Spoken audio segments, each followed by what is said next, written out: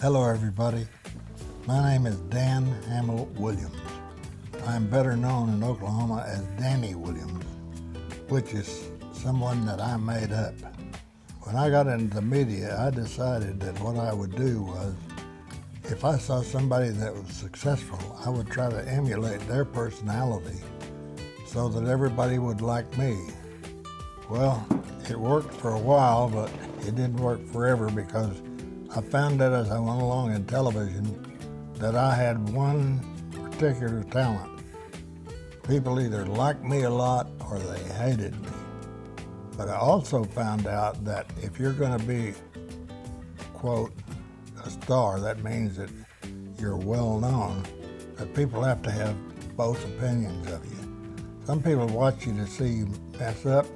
Some people like you because they like what you do or they think you're crazy or whatever. But both kinds of people watch. The people who want to see you mess up and the people who want to see you do well. I went to the University of Texas after serving in the Navy during World War II.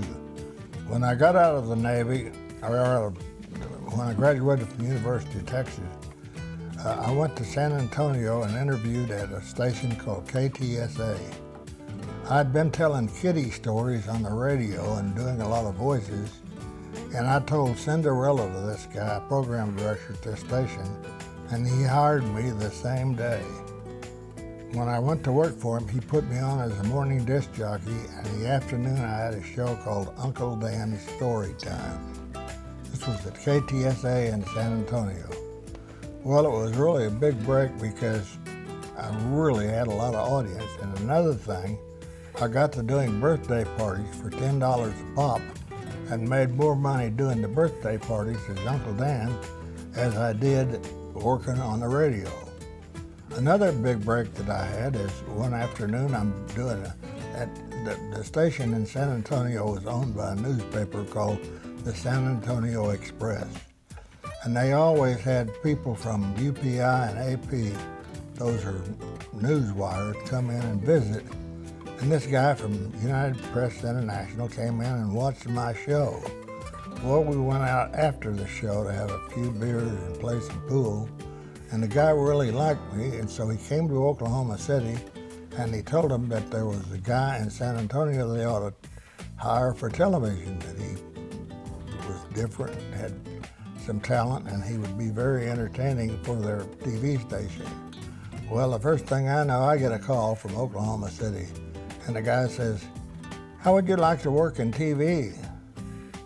Well, I'd been to college for 3.5 years, graduated with honors, unbelievably. And the whole time I was at the University of Texas, I never heard one thing about television. And as soon as I graduated, about 1.5 years after that, I'm in TV in Oklahoma City. Well, Oklahoma City had a kids show called Gizmo Goodkin.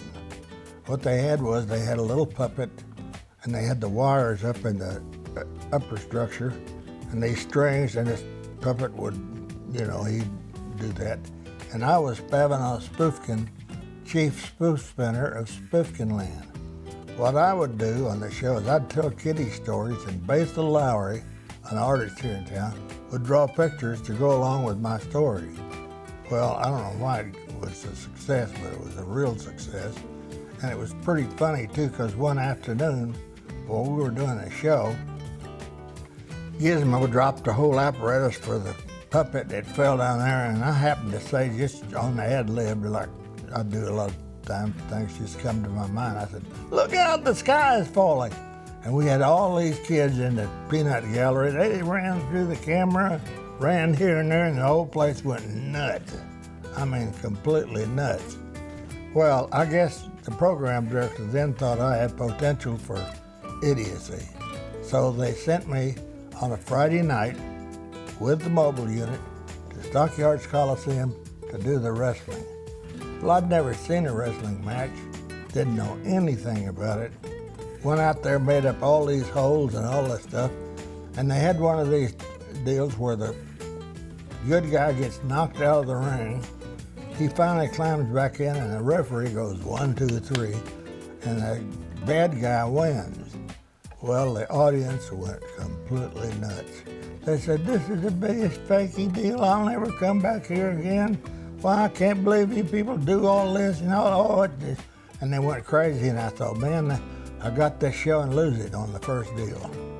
Well, the funny thing about it is, the next Friday night, the same people are sitting in the same seats, watching the same thing, going as crazy as they did. Because you see, the wrestling matches, people don't go to see the good guy win. They go to see the bad guy get beat out of him. Well, anyway, the wrestling, I went on wrestling, they started syndicating it across the South. And I was with the wrestling till about 1973. And when I would travel in the South, and like in New Orleans or Birmingham or Florida, places like that, they'd say, "Hey, look out for flying chairs," because that was the way I closed the show. Because one of the things they do in a wrestling match is after the matches, the guys go at one another, and I mean, they really put on a show. Well, one night after the show, Angelo Savoldi and I can't remember the guy's name right now, they were getting into it, and I got hit with a chair. So after that, I would close the show by saying, "Watch out for flying chairs." And everywhere I went in the South or anywhere in Oklahoma, they would say, "Look out for flying chairs," because of that deal. Well, the wrestling lasted until 1973, and then WKY canceled it because they didn't like the people that came to see it. The most popular show on TV at that time during the daytime was the TP show with Tom Paxton, a real talent, who had been a big star in San Francisco, Dallas, and even been in the movies. Well, they put me on that show and changed the name of it to Danny's Day. Well, I was pretty lucky once again because a girl came in and auditioned. Her name was Linda Scott. What a pretty young lady, very pretty. And the great thing about her was she had been educated in Mexico, and she knew nothing about American culture. And she would come up with some of the dangest answers and perspectives you ever saw. And different perspectives and everything are always funny. And people who can't speak your language very well, that is really funny. Well, she was on the show for 4 years. Well, after Linda left, we auditioned, and 125 women applied for the job. One of them was a girl named Mary Hart, who had finished 10th in the Miss America pageant. She was from South Dakota, smart as a whip, good looking, and she goes to work for me, and after about a week working with me, I had to call her back to the dressing room and tell her, "Look, you've got the job. Just be yourself," because for a while she tried to be everybody but herself. But she learned how to be herself, and as history will tell you, she was 25 years on Entertainment Tonight, which is pretty good when you get right down to it. After Mary left, we had Kerry Robertson a while. Kerry Robertson is one of the most talented humans I've ever known. But Kerry and I didn't get along as well as we should have for one reason and one reason only. Kerry could sing and dance, and she had been in all the musical shows in Oklahoma City, but she would not perform on the show. She'd interview, but she didn't want to perform. Well, I'm the kind of guy that thinks that when you go in front of people, you're supposed to give them all you got. So we had a little bit of problem, but she did well, and she does well today. She's on her own, and she makes motivational speeches all over the world. I want to digress a moment and tell you probably the funniest thing that ever happened to me, and this happened like in 1950. 1950, when I was doing this show where I interviewed the pioneers that came to Oklahoma, I would break it up at halfway with kids from elementary school, sort of like Art Linkletter's house party. So if you have these kids on one day, they're from like Midwest City, they're from like the kindergarten, first grade, and I have this little kid on, and I ask him one of my stock questions: "What does your daddy do?" And the kid says, "He's in Korea." I knew a lot of it. At that time in 50, they sent a lot of people to Midwest City, sent the men folks overseas and left the families there. And I said, "Well, that's really great. Your daddy's not at home, so you get to sleep with Mama." I said, I used to sleep with my mama when you're little. It's really great. Well, I got real lucky in 1959. No, it wasn't 59, it was earlier than that. The Russians put Sputnik up in the air. About the time the old lady show got canceled, Hoyt Andres, the program director of the TV station, said, no, said, you're not going to leave here. Said, we want you to go on the air on Monday afternoon. You're going to be Dan-D-Dynamo, 3D Danny from outer space, and you're going to be able to tune in Earth. You're going to be able to go backward and forward in time. And said, it's going to be an hour and you'll be great.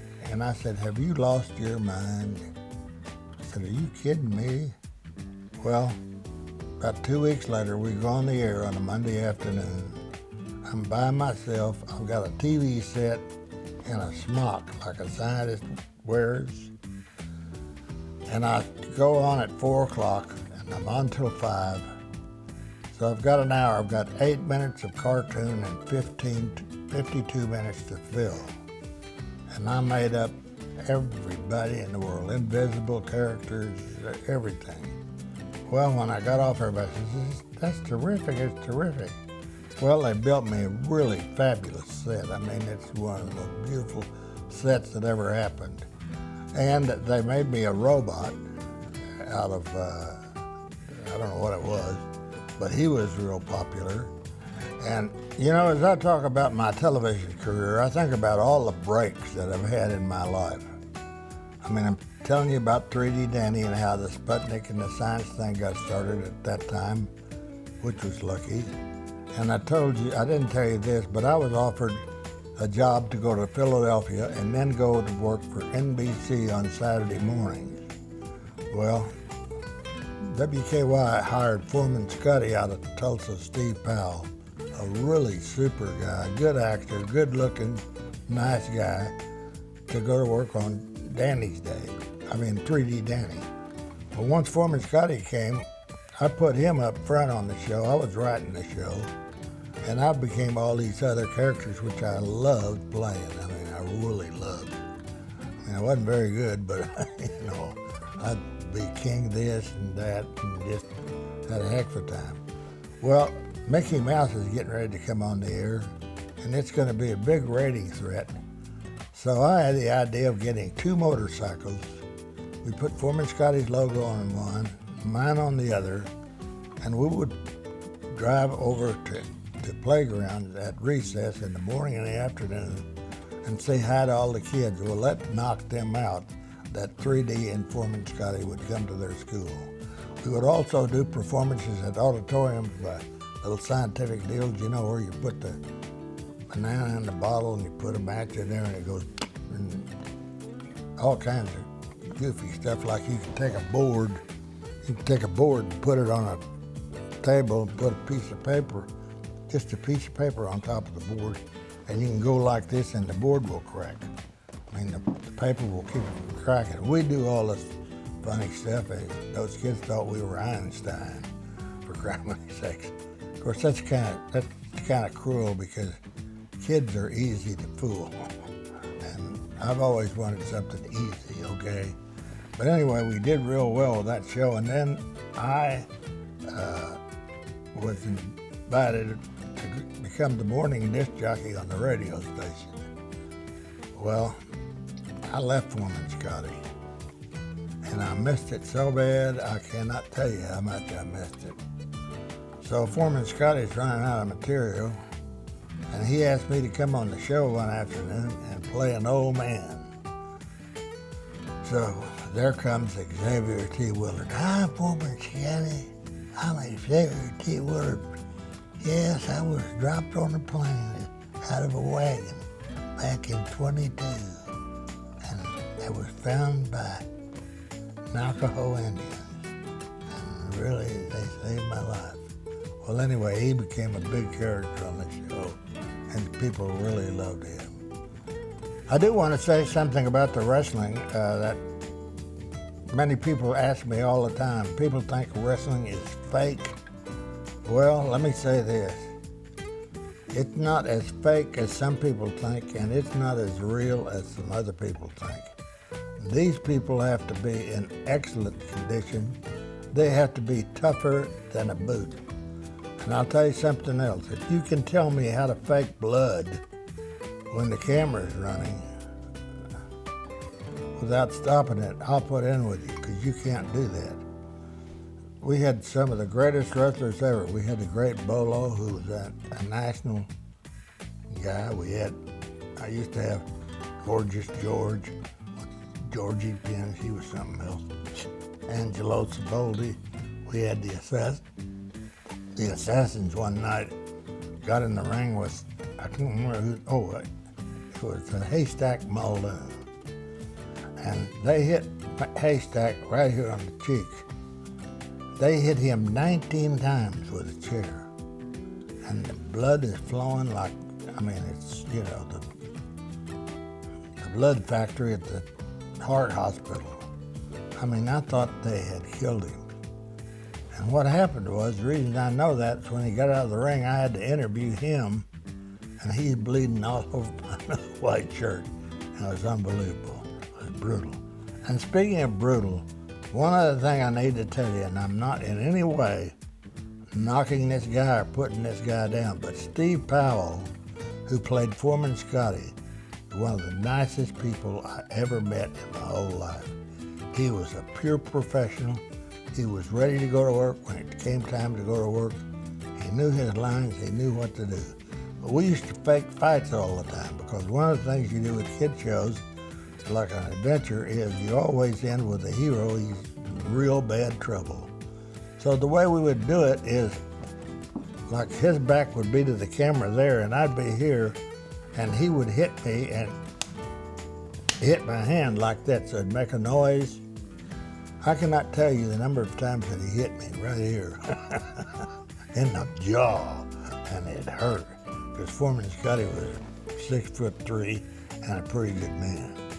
But he was a great guy, terrific guy, because Foreman Scotty, believe me, friends, because Foreman Scotty came along after there were more TV sets, Foreman Scotty was more popular than 3D Danny, because when 3D started in Oklahoma, there weren't but about 20,000 TV sets. And when Foreman Scotty was on, it was up into the 50 and 60,000s.